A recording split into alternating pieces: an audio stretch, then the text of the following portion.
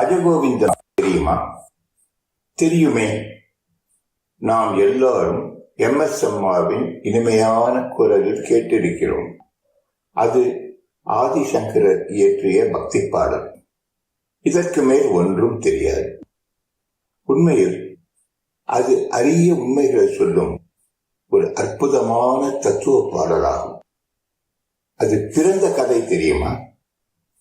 ஒரு நாள் சங்கரர் காசியில் தமது 14 சீடர்களுடன் போய்கொண்டிருந்தார். அப்போது ஒரு வயதான பண்டிதர் தமது மாணாக்கர்களுக்கு டுக்ரின் கரணம் என்ற கடினமான சம்ஸ்கிருத இலக்கணம் கற்பித்துக் கொண்டிருப்பதை பார்த்தார். சங்கரருக்கு அந்த முதியவர் மீது கோபமும் கருணையும் பிறந்தது.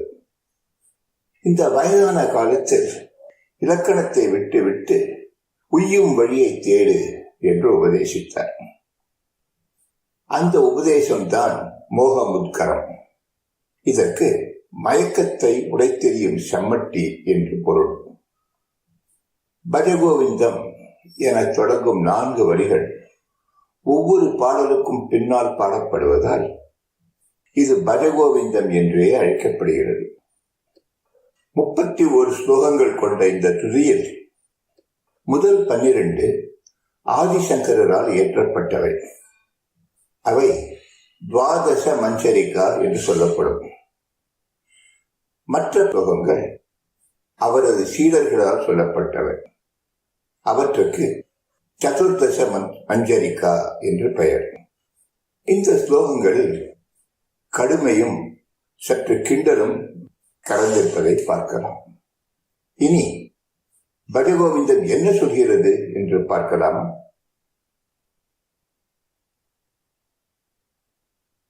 பஜ கோவிந்தம் பஜ கோவிந்தம் கோவிந்தம் பஜ மூடமதே பஜ கோவிந்தம் பஜ கோவிந்தம் கோவிந்தம் பஜ மூடமதே சம்பிராப்தே சந்நிஹிதே காலே நஹி நஹி ரக்ஷதி டுக்ரன் கரணே பஜ கோவிந்தம் பஜ கோவிந்தம் கோவிந்தம் பஜ மூடமதே. ஏ முடனே, உனது மரண காலம் வரும்போது இந்த டுக்ரின் கரணம் உன்னை காப்பாற்றாது. அதனால் கோவிந்தனை துதி. கோவிந்தனை துதித்து நீ உய்யும் வழியை தேடிக்கொள். இதைத்தான் மிக சுருக்கமாக கற்றதினால் ஆய பயனென்கொல் வாலறிவன் நற்றாள் தொழாரினென் என்று திருவள்ளுவர் கூறியிருக்கிறார்.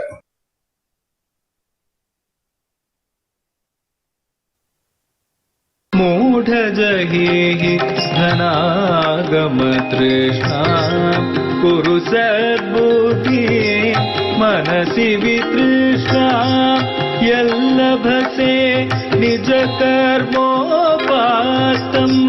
வித்தம் தேன வினோதய சித்தம். ஏ முட்டாளே, மேலும் மேலும் செல்வம் சேர்க்கும் இந்த தாகத்தை விட்டுவிடு. உன் மனதை மெய்ப்பொருள் போன்ற நல்ல விஷயங்களில் ஈடுபடுத்து. உனது சொந்த உழைப்பினால் ஈட்டிய செல்வத்தோடு சுற்றி அடைந்து கொள்.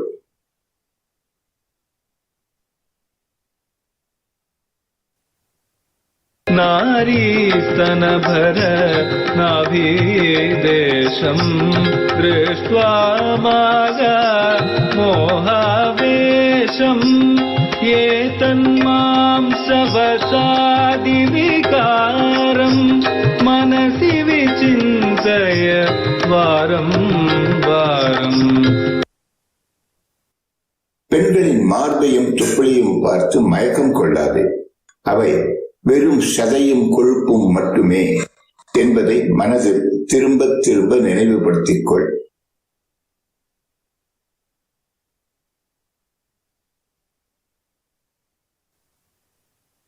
नलिनीदलगत जलमतितरलम् तद्वज्जीवितमतिशयचपलम् विद्धि व्याध्यभिमानग्रस्तम् लोकं शोकहतं च समस्तम्. தாமரை இலை தண்ணீர் போல் நிலை இல்லாததுதான் இந்த வாழ்க்கை. இந்த உலகமே நோய், அம்பாவும் மற்றும் துயரத்தின் பிடியில் தான் சிக்கியிருக்கிறது என்று புரிந்து கொள்.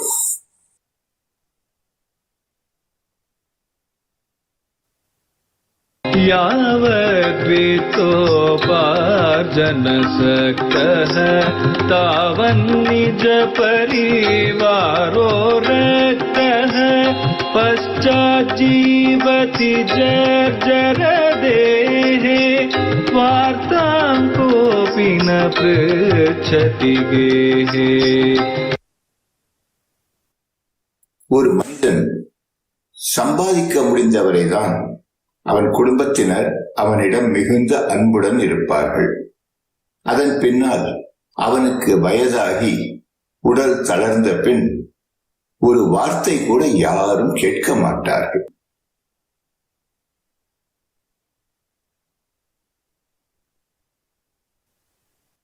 यावत् पवनो निवसति देहे तावत् पृच्छति कुशलं गेहे गतवति वायौ देहापाये भार्या बिभ्यति तस्मिन् काये.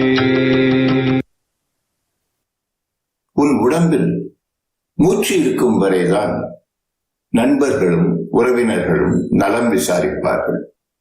மூச்சு நின்று விட்டால் மனைவி கூட அந்த பிணத்தை பார்த்து பயந்து ஓடிவிடுவாள்.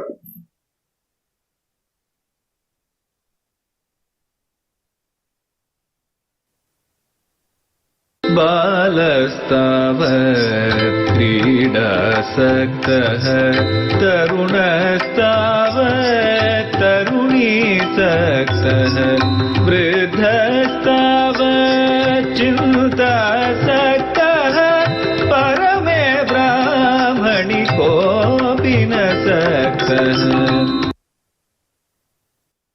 சிறுவர்களாக இருக்கும் போது விளையாட்டில் நாட்டம், வாலிபம் வந்தால் இளம் பெண்கள் மீது நாட்டம், சற்று வயதானாலோ கவலைகளிலேயே நேரம் போய்விடுகிறது.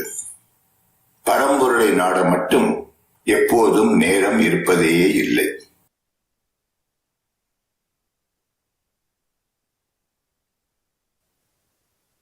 काते कांसा कस्ते पुत्रः संसारोऽयमतीव विचित्रः कस्य त्वं कः कुत आयातः तत्त्वं चिन्तय तदिह भ्रासः.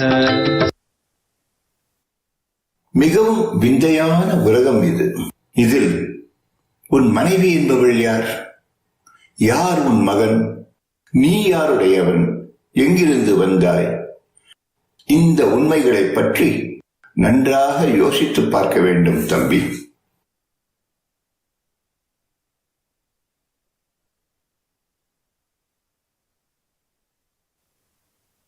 सत्सङ्गत्वे निसङ्गत्वं निसङ्गत्वे निर्मोहत्वं निर्मोहत्वे निश्चलतत्वं निश्चलतत्वे जीवन्मुक्तिः.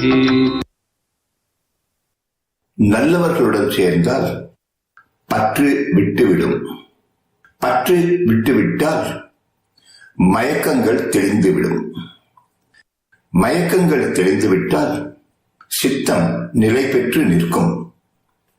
சித்தம் நிலையடைந்து விட்டால் ஜீவன் முக்தி கிட்டும்.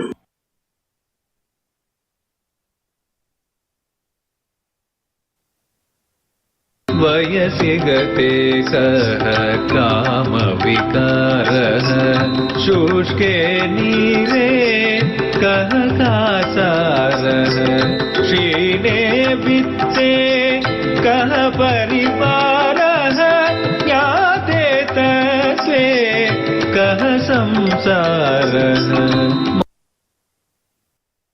வயதான பின் காம இச்சைகள் எங்கே? நீர் வற்றிவிட்ட பின் குளம் எங்கே? செல்வம் குறைந்த பின் உறவுகள் எங்கே? மெய்ப்பொருளை உணர்ந்து விட்ட பின் உலகம்தான் எங்கே?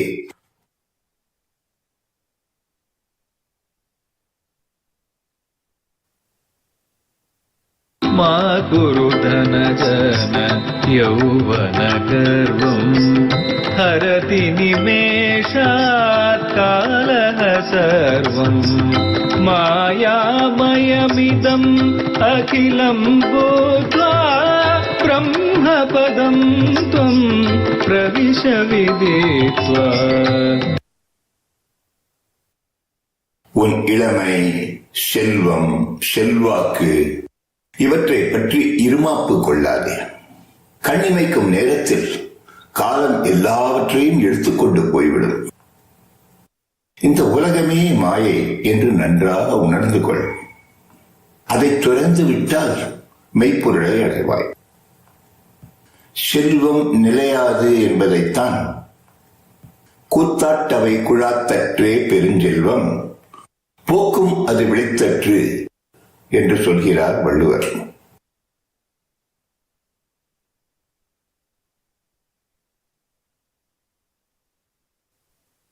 दिनयामिन्यो सायं प्रातः शिशिरवसन्तौ पुनरायातः कालः क्रीडति गच्छत्यायुः तदपि न मुञ्चत्याशावायुः. இரவும் பகலும் காலையும் மாலையும் மாறி மாறி வருகின்றன. குளிர்காலம் போனால் வசந்தம் வருகிறது. காலம் இப்படி இடைவிடாமல் விளையாடிக் கொண்டிருந்து நமது ஆயுளையும் முடித்துக் கொண்டுதான் இருக்கிறது. ஆனாலும் ஆசையிலிருந்து மட்டும் விடுபட முடிவதில்லை. நாள் ஒன்று போல் காட்டி உயிரீரும் வாழது உணர்வார் பெறின் என்ற குரல் காலத்தின் இந்த தன்மையை விளக்குகிறது.